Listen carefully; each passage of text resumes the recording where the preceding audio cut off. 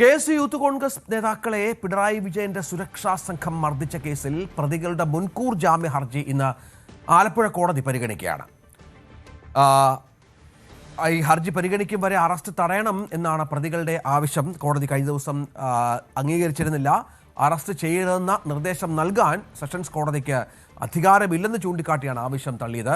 ശരണ്യ സ്നേഹജൻ വിവരങ്ങൾ പങ്കുവെക്കും. ശരണ്യ, ഇന്നലെ നടന്നത് ക്രൈമാണ്, ക്രിമിനൽ കുറ്റമാണ് എന്ന് കോടതി കൃത്യമായി കണ്ടെത്തിയിരുന്നു. ഇന്നിപ്പോൾ വീണ്ടും ഹർജി കോടതിക്ക് മുന്നിൽ വരികയാണ്. എന്താണ് പ്രതീക്ഷിക്കേണ്ടത്? രഞ്ജിത്ത്, 5 സുരക്ഷാ ഉദ്യോഗസ്ഥരുടെ ജാമ്യ ഹർജിയാണ് ഇന്ന് പരിഗണിക്കുന്നത്. ആലപ്പുഴ ജില്ലാ സെഷൻസ് കോടതി ജഡ്ജ് ഹണിയം വർഗീസാണ് കേസ് പരിഗണിക്കുന്നത്. ഇന്നലെ വാദികൾ ഉൾപ്പെടെയുള്ളവർ ഇതിനകത്ത് വിശദമായ വാദം കേൾക്കണമെന്ന് ആവശ്യം ഉന്നയിച്ചിരുന്നു. അതിന്റെ അടിസ്ഥാനത്തിലാണ് ഇന്ന് ഒരുമിച്ച്, അതായത് ഈ കേസുമായി ബന്ധപ്പെട്ട 5 പ്രതികളുടെയും ജാമ്യ ഹർജി ഉൾപ്പെടെയുള്ള കാര്യങ്ങൾ ഒരുമിച്ച് വിശദമായ വാദം കേൾക്കാമെന്നുള്ള തീരുമാനത്തിന്റെ പുറത്തേക്ക് മാറ്റിയിട്ടുള്ളത്.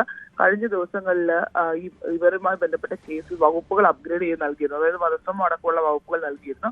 അതിന് പിന്നാലെയാണ് ഈ മുൻകൂർ ജാമ്യാപേക്ഷയുമായി ഗൺമാൻമാർ ഇപ്പോൾ കോടതിയെ സമീപിച്ചിരിക്കുന്നത്. അതിൽ തന്നെ ഏറ്റവും പ്രധാനപ്പെട്ട കാര്യം എന്ന് പറയുന്നത് ഇതുമായി ബന്ധപ്പെട്ട ഈ മുൻകൂർ ജാമ്യാപേക്ഷയുമായി ബന്ധപ്പെട്ട് ഇപ്പോൾ ഇവർ ഈ വധശ്രമം അടക്കമുള്ള വകുപ്പുകൾ ചുമതിരിക്കുന്നതുകൊണ്ട് തന്നെ ഈ ഗൺമാൻമാർ ഒളിവിലാണെന്നുള്ള വിവരമാണ് SIT നൽകുന്നത്.